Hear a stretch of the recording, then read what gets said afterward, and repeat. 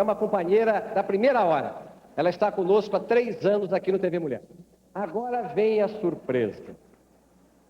A Idelgarde Ângelo trouxe do Rio de Janeiro uma figura maravilhosa. Um homem que trabalha, um homem que estuda, um homem que é chefe de família, um homem que já foi humilde, simples, pobre e hoje é uma das personalidades mais importantes do mundo em termos de beleza científica. Eu acho que nós só poderemos receber Hildegard Ângelo e o professor Ivo Pitangui de pé.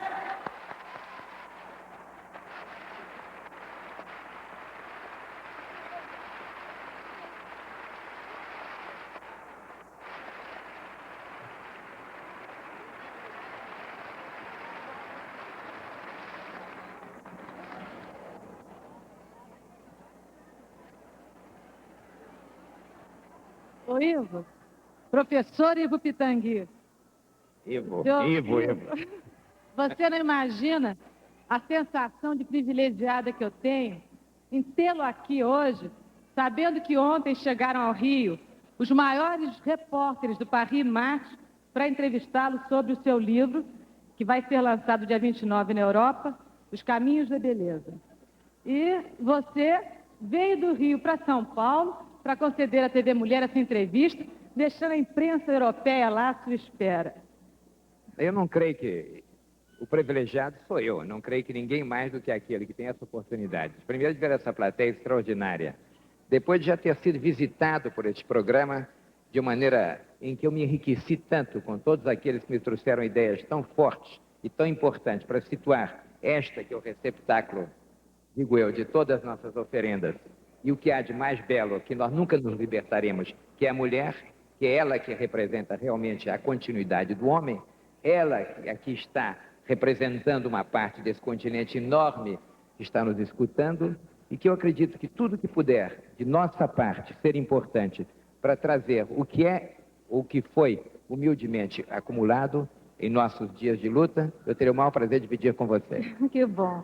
Ô, Ivo, o motivo da nossa conversa é o lançamento do seu livro, Le Chemin de la Beauté, lançado em francês.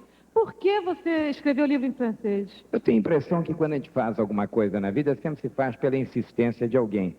E havia um sentido sempre da pessoa procurar trazer dentro da vida aquilo que foi a sua luta de cada dia e, sobretudo, uma mensagem de otimismo e de entusiasmo.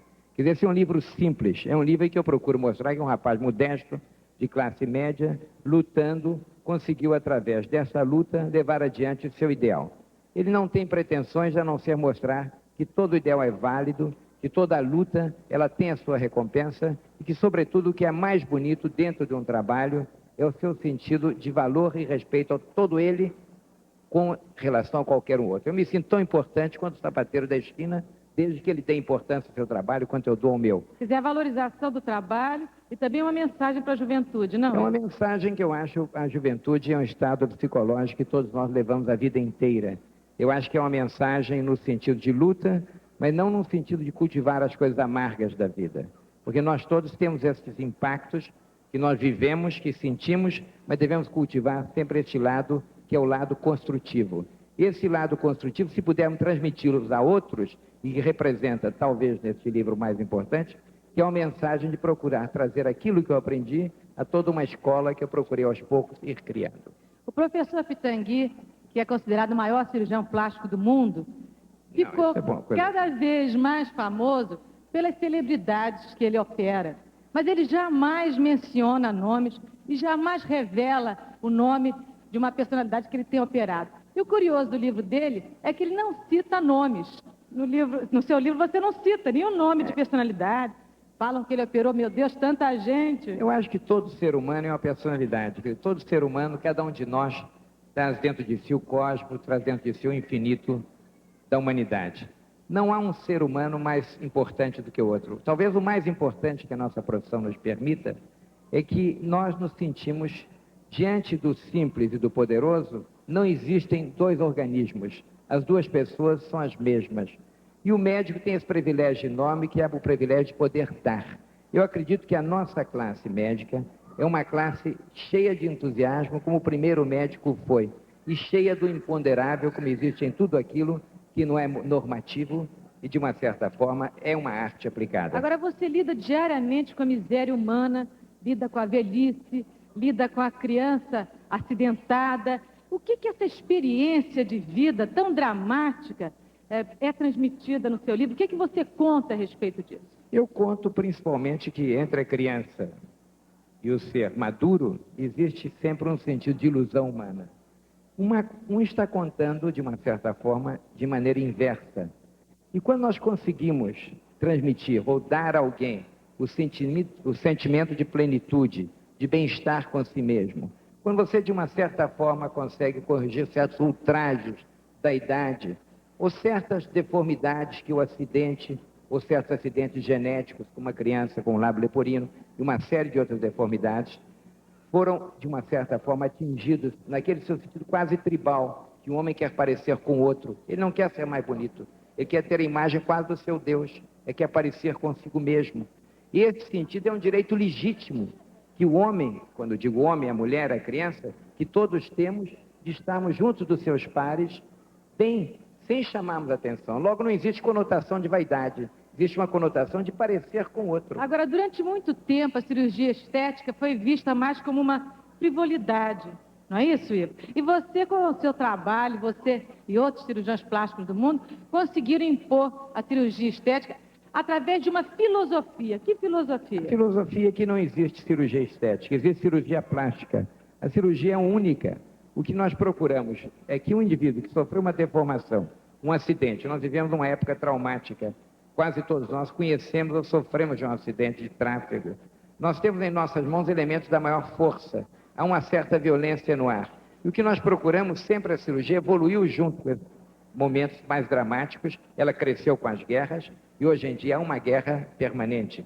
E este aspecto de normalizar o ser humano, esse aspecto de dar este detalhe final, que poderia ser chamado de estética, ou de corrigir pequenas imperfeições, é exatamente igual ao que nós todos procuramos, que é uma fisionomia que reflita o seu bem-estar ou que possa trazê-lo bem com a sua própria pele. Uma pessoa deformada, infeliz com a sua aparência, não pode ser uma pessoa normal, de convívio, uma boa pessoa. Ela pode ser uma boa pessoa e deve ser uma boa pessoa, porque nós temos inúmeras limitações.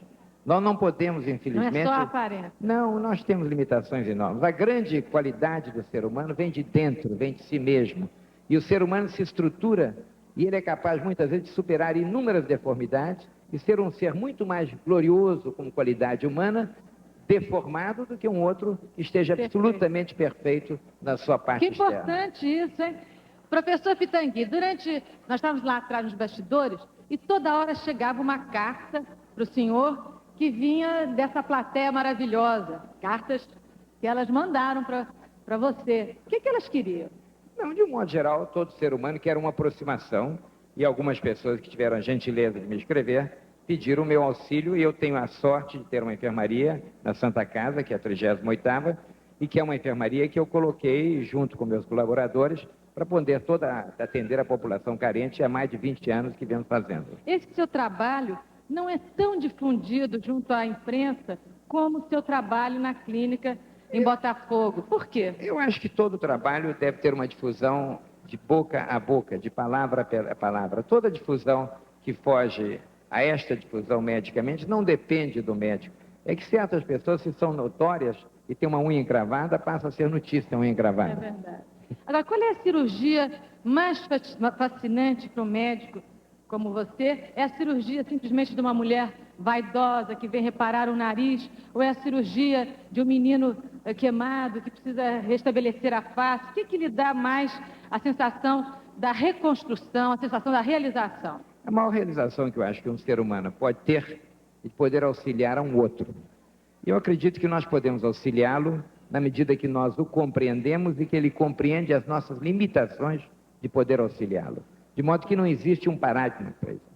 Não existe. Mas existe sempre essa possibilidade desta compreensão e desta interpenetração.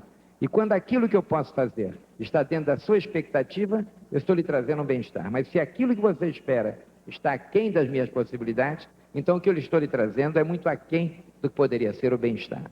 Nós temos limitações e frustrações como todo ser humano.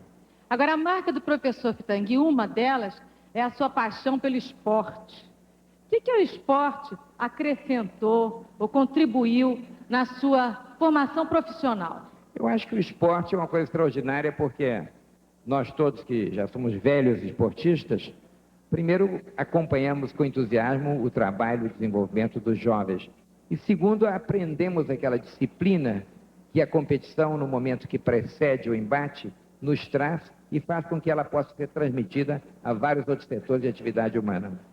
Interessante é que todo mundo fica preocupado mesmo, quando se fala em cirurgia plástica, com a parte estética. E eu repeti que seu trabalho na Santa Casa não é tão difundido como deveria ser, porque é um trabalho voltado para os pobres, os que não podem pagar, os necessitados, e que o professor Pitangui, abertamente, ele se dispõe a isso, ele não ganha nada com isso, e ali ele vai realizando seus milagres. Existem muitos clientes, professor, que consideram o senhor um milagreiro mesmo? A primeira coisa é que você fez uma defesa da medicina. Eu acredito que eu sou um médico como todos os outros. Existem inúmeros serviços de cirurgia plástica em todo o país que atendem a população da mesma forma que eu atendo. O que nós todos temos é esse privilégio que a medicina nos dá de podermos atender. Você faz parte do médico a satisfação de dar. Em que muitas outras formas de atividade humana, o indivíduo às vezes quer dar, mas não sabe como. Por outro lado, essa população carente é uma população que no próprio serviço social, no Serviço Nacional do NPS, na parte reparadora, já está estendida em grande parte do país. Quer dizer, existe uma visão muito importante para a cirurgia plástica como um todo. E é importante salientar que cirurgia plástica, no seu sentido amplo, o que ela procura como resultante final é o bem-estar do indivíduo, aproximando de si mesmo e de si mesmo, por que não, do seu próprio Deus, da sua própria verdade. Professor Pitangui, nós vamos nos despedir dessa plateia. Até a próxima, com a sua mensagem de despedida. Muito obrigado a todos. Felicidades.